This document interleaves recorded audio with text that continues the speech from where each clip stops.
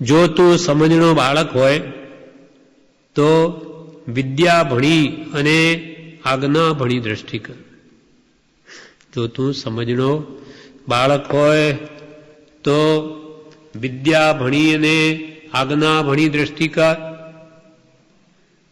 બાલ્યાવસ્થામાં વિદ્યા પ્રાપ્તિ અને આજ્ઞાંકિતપણું એ બે મુખ્ય કર્તવ્ય છે. મુખ્ય કરવા એક બાળકને શું? એ તો વિદ્યા એને આજ્ઞાંકિત રહેવું, માતા પિતાનું કે ગુરુની આજ્ઞા પાડવી, એ કે એમ કરવું. અને બેમાંથી જો એકાદ પણ રહી જાય તો આખી જિંદગી એને સાળે. માનો કે ભણે નહીં તો એ પાડા જેવા રહે. ગુણમંજરીની કથામાં જ્ઞાન પંચમીના દિવસે આવે છે કે ગુણમંજરીના દીવે પૂર્વમાં શેઠાણી હતી, એટલે એને પુત્રોને ભણાવ્યા નહીં. માસ્તર આવ્યો, એ ભણે નહીં એટલે પછી એને એકવાર માર્યા તો કે એ આવે ત્યારે તમારે એને મારવો, એને એની બીજી વાર આવે જ નહીં.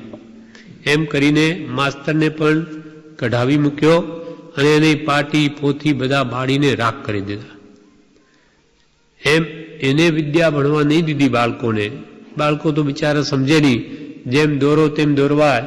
એટલે એ બાળકો પણ મોટા થયા પાડા જેવા, કોઈ કન્યા પણ ના આપે, કોઈ જાણે જ નહીં, મૂર્ખ જેવા. એમ જો વિદ્યા ન ભણે તો મૂર્ખ થાય, પછી એનું આ જીવન પણ ક્લેશમય દુઃખમય જાય. આજીવિકાના પણ સાંસા પડી શકે જો પુણ્યોદય ન હોય તો.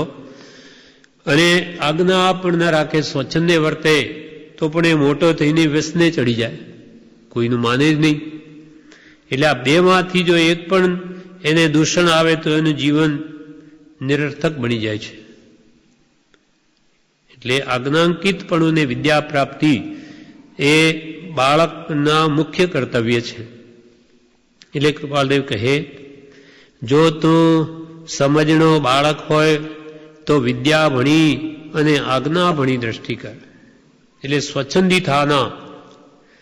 જો સ્વચ્છંદના મૂળ જો એના હૃદયમાં થઈ ગયા તો પછી એ આજ્ઞાંકિત થવું બહુ મુશ્કેલ છે. મોટો થાય પછી કોઈનું માને નહીં. બાલ્યાવસ્થામાં જો સ્વચ્છંદ મૂકીને કોઈની બે વાત સાંભળવાનું ન કરે તો મોટો થઈને કોઈનું સાંભળે નહીં. એવા જીવો આ બહુમોય પાપ બાંધીને દુઃખી થાય અને પરમમાં પણ દુર્ગતિએ જાય. આ બાળકને શિખામણ કૃપાલદેવે આપી.